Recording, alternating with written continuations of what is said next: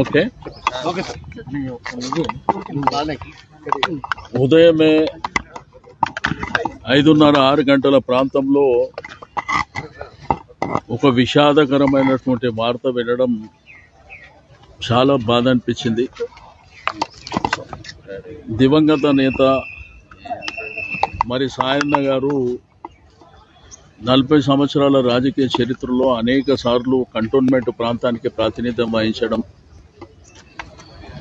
ఆయన last time ఆరోగ్యరీత్యా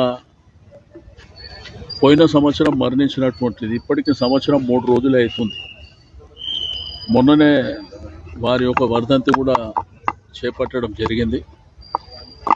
but ఆ రోజుల్లో ఉన్న పరిస్థితుల్లో మరి మా పార్టీ అధ్యక్షుల వారు కేసీఆర్ గారు వారి కుటుంబానికి టికెట్ ఇవ్వాలన్నటువంటి ఉద్దేశంతోనే అమ్మాయికి టికెట్ ఇవ్వడం, అమ్మాయి కూడా మంచి మెజారిటీతో గెలవడం, అంటే కంటోన్మెంట్ ప్రజలు ఆ కుటుంబాన్ని, అక్కడ ఉన్నటువంటి కార్యకర్తలు ఆ కుటుంబాన్ని ఏ విధంగా గౌరవిస్తారో మనం చూసినాం.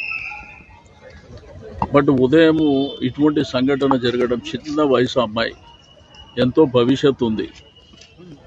భవిష్యత్తులో మరి ప్రజలకు కానివ్వండి విశేషమైనటువంటి సేవలు అందించేటువంటి అవకాశం.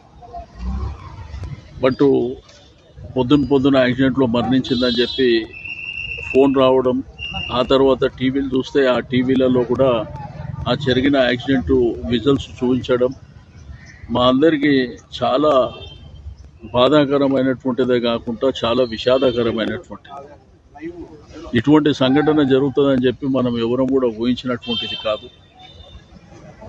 బట్ విధిని మనం ఏం చేయలేం కాబట్టి మరి జరిగిన సంఘటన పట్ల మరి ఆ కుటుంబానికి మనము ధైర్యాన్ని ఇవ్వవలసినటువంటి అవసరం ఉన్నది.